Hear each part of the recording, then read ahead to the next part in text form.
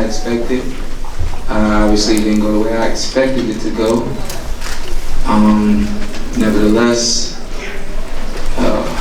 we train, we prepare, we do everything we can do to give y'all everything that we just gave y'all. And I hope that you guys got everything that you expected to get from this fight between Showtime, Shawn Porter, and Terence Crawford. It's hard because I am so competitive that I'm very proud of him and for him and the job that he did tonight. And it's really hard for me to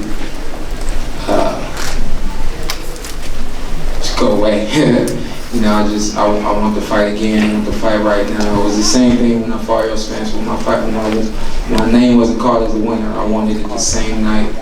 And I know it's going to take some time for this feeling to go away. And as this feeling goes away, I'll probably be more proud of myself and everything that I did through the course of the night.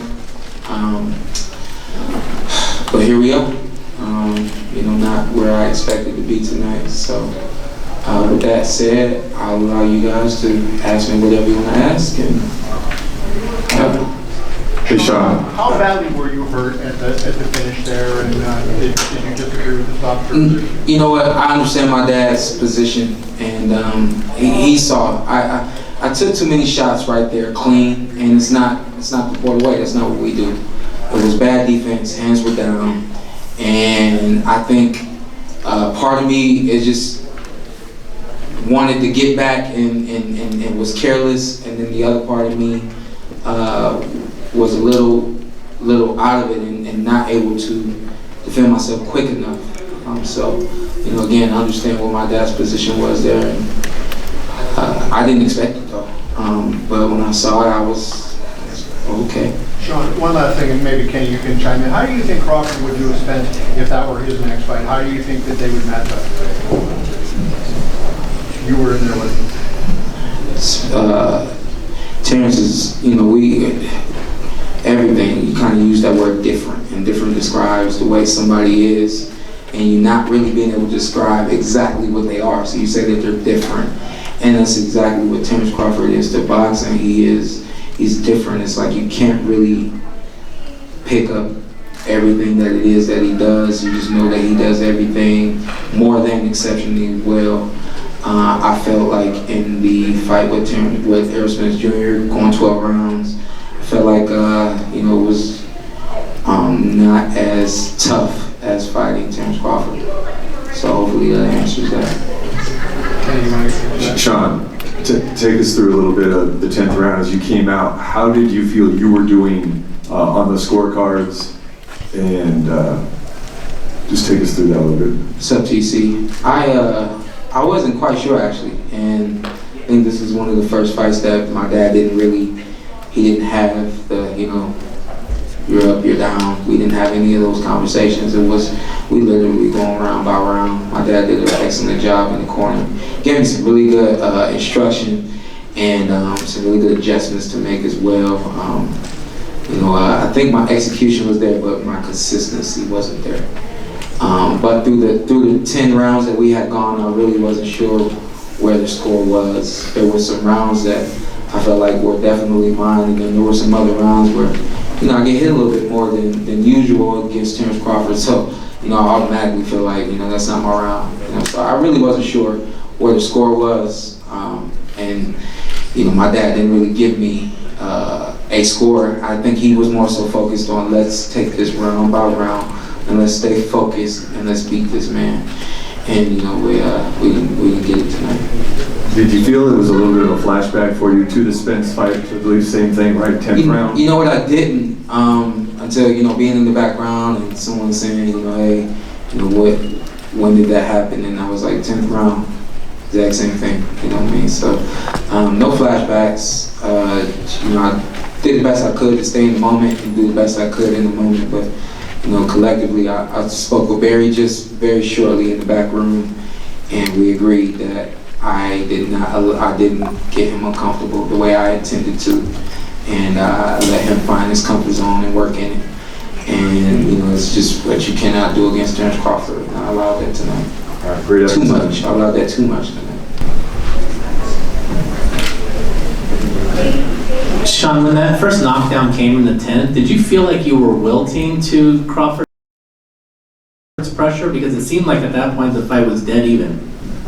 No, I didn't. I thought that, even the movement and the moving backwards, moving to the side and things of that nature, I felt like I was doing what I needed to do and what I wanted to do. I didn't feel like it was him pushing me forward or anything like that. So I thought that the fight was going accordingly. You've literally fought everyone, and look, I mean, the heartbreaking scene of you pounding that canvas at the end of the fight, there was a lot of anguish there. You've done everything. Do you think you'll be back, or could this be it for you, or what are the reasons to continue your career having fought everyone like you have? Yeah, you know what? It's a great question, and I kind of expected that question because of fighting everyone. I'm prepared to retire. I was prepared to announce my retirement tonight. Win, lose, or draw. Even if it was a draw, they were telling us we were gonna have to do it again. I was not gonna do it again. I'm announcing my retirement right now.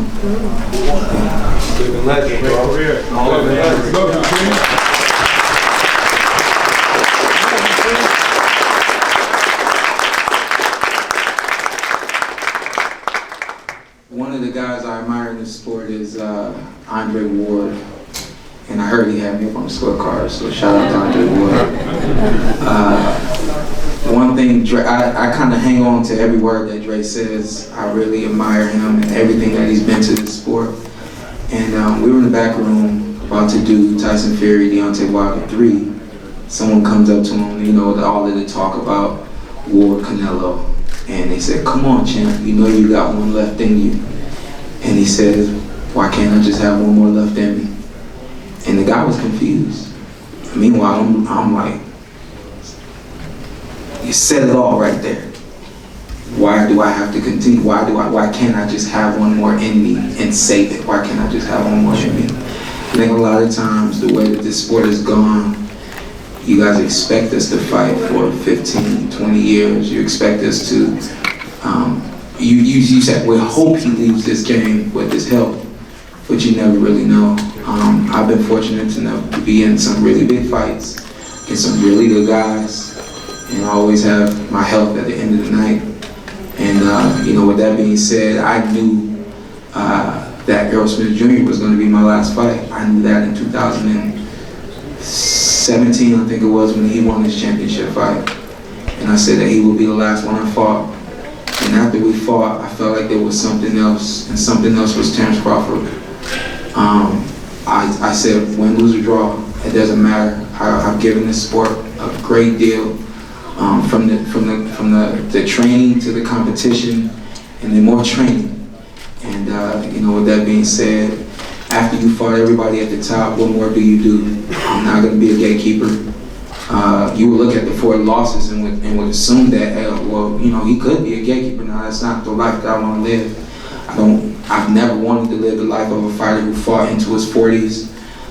Quiet as his kept, we wanted to fight when we wanted to end this when we was 30. We talked about that, and 34, and now's the time. Kenny, that being said, was that point in your mind to make a stop that no one was probably going to be his last fight? He didn't know, unless he had feelings of his, some sentiments of his own, but this is a conversation we haven't had. What was waiting on telling us? Now.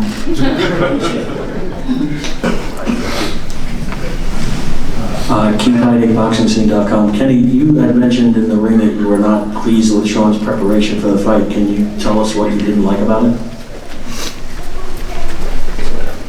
No knock against Shawn in terms of who he is, but as he mentioned earlier, when he thought that Errol Spence would be the last fight, maybe before he fought him, he thought that. I'm his father. I knew that.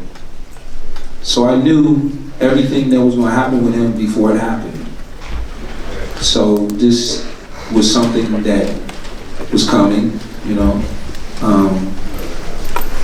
not to be negative towards him, but because I'm his father, I could see these things. Jeff, you can attest to this. I can see it in the training. I can see it in the movements. I can see it in looking at the clock to see how long I got to be here today. can see it. The most important thing, more important than anything else, and I smiled, not just because it was you, Jeff, but I appreciate what you said, and I smiled. But I smiled because someone said I was criticized. Please, criticize me. Go right ahead. I love it. Because at the end of the day, which this is where we at right now, we are at the end. We're at the end. Tomorrow morning, I will be able to look out of my window at his house, right across the street from me. I will be able to play with my little G-Man, those my grandsons. I will be able to walk my dog over to his house. I will be able to hug my daughter-in-law. And I will be able to love on my son. So we won before we got here. We were already winning. It's just what's expected in the ring, but in the biggest part of this picture, when this thing is over with, I'm still his father. He's still my son, right? And we get to do that part. That's a long life of that. It's a whole bunch of that to go on, you know.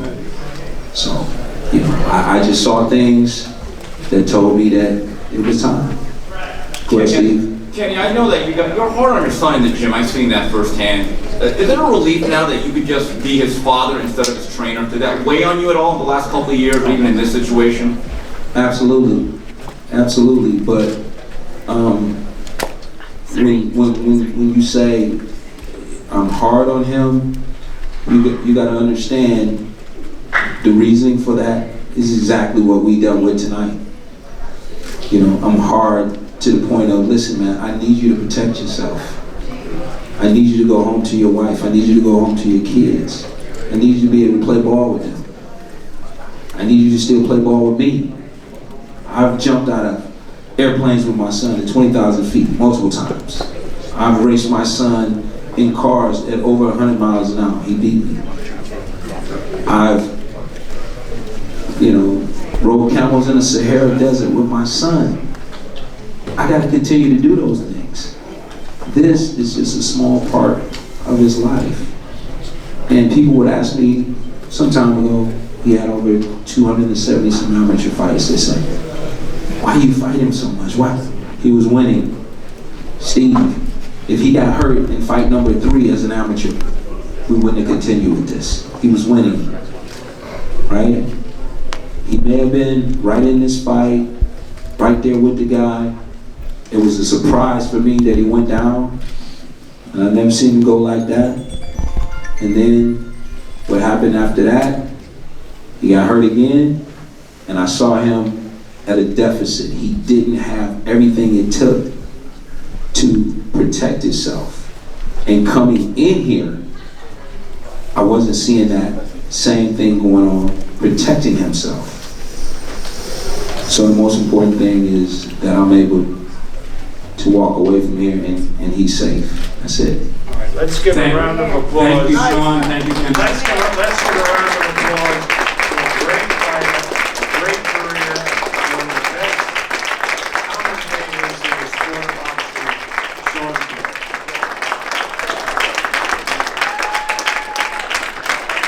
And I said this earlier, and I believe it to be true. There will be a day, there will be a time, on multiple occasions, when Shawn and Terence kids actually play together. I want to see that, Terence. Yes. And I must say that Shawn ain't been toughing his boys up, so we're going to have to get ready for that. They play days. We got to be ready for the play days. And you know the respect and love I have for you. It never ends. I gave him a genuine smile. He's victorious. He's a great fighter. I respect and appreciate the opportunity to coach against Bo Mack. I can remember way back in the amateurs when Bo Mack rolled out the carpet for me in his gym. You know, I was looking at a picture just yesterday of you and Shawn when I was about 15 years old. Nobody knew back then that this would happen except God. Amen. And this was God's plan. Julie Goldstein, go way back with us. I appreciate you. Thank you. Thank you, Terence.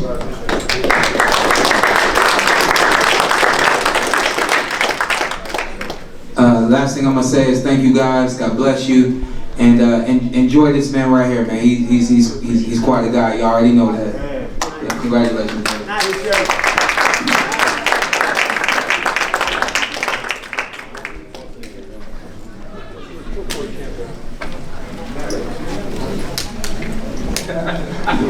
I didn't expect you to say that. Hey Terence, congratulations right down in front here. Do you think this was your best performance? No, I wouldn't say that. No? How do you critique yourself?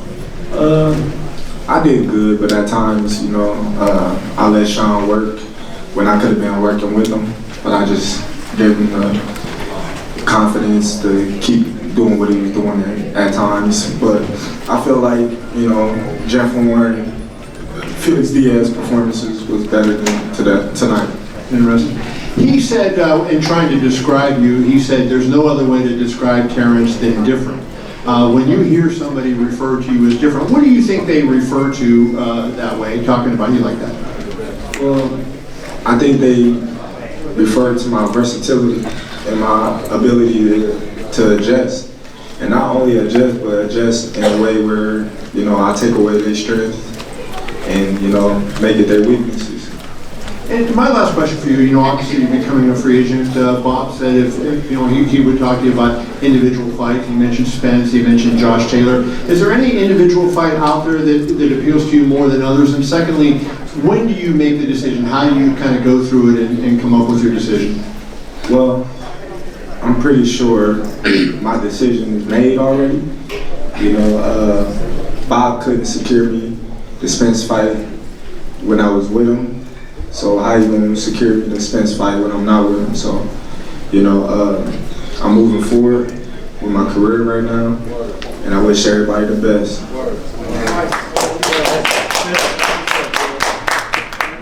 That's what's up, bud. Work time.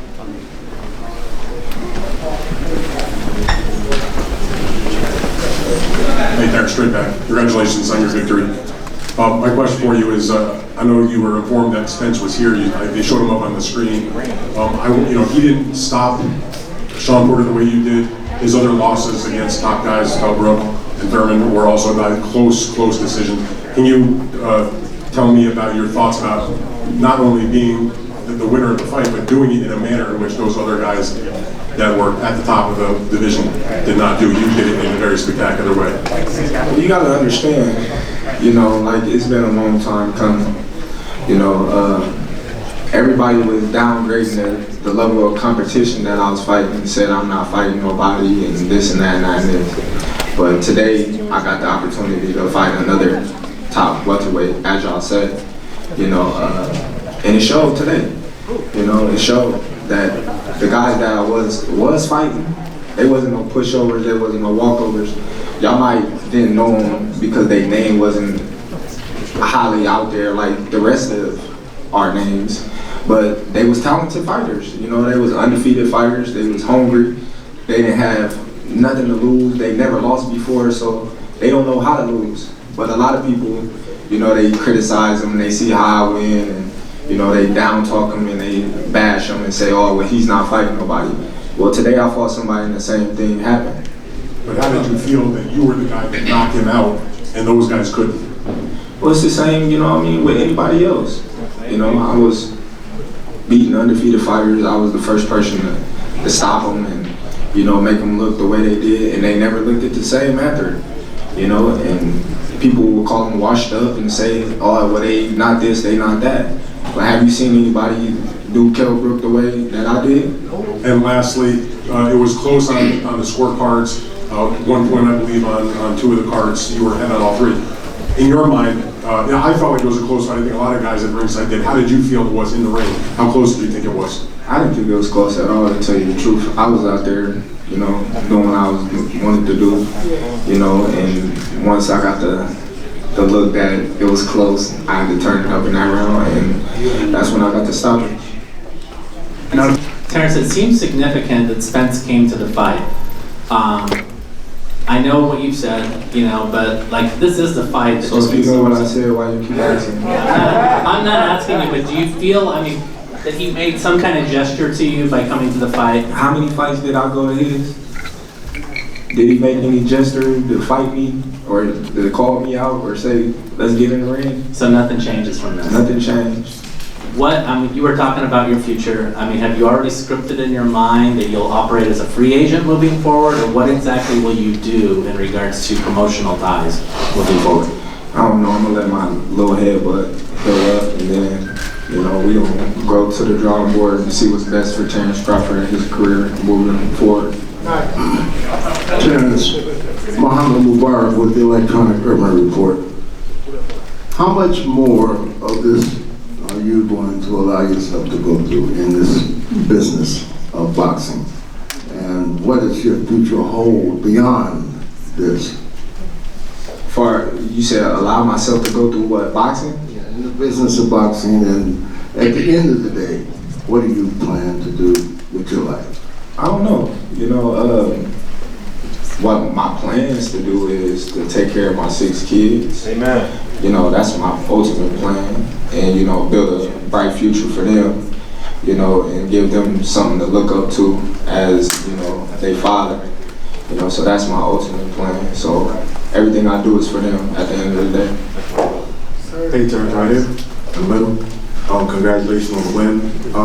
Earlier this week, you was pretty much tipping your cap to Canelo, you know, giving him praise, saying that he earned the #1 pound-for-pound spot. Do you feel like you definitively shut the door? You don't want to see any more Canelo at the top, only you? Canelo's a great talent. You gotta put him up there at the top. Like I said, you know, my performance today would determine whether you put me #1 or #2, you know, and that's not for me to decide, you know, it's all opinionated. So, you know, y'all make y'all opinion, y'all assumptions, and y'all do what y'all do. Y'all vote on it, and y'all tell me who's #1 and who's #2.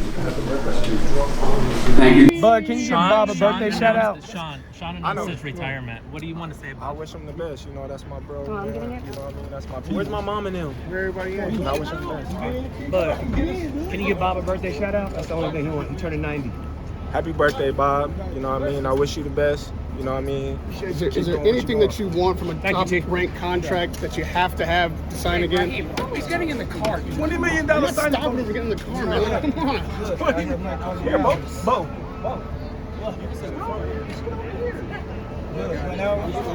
I'm gonna sit in the front. Yeah, you deserve to. Good, you know? It's a lot of shit. I got you. All right.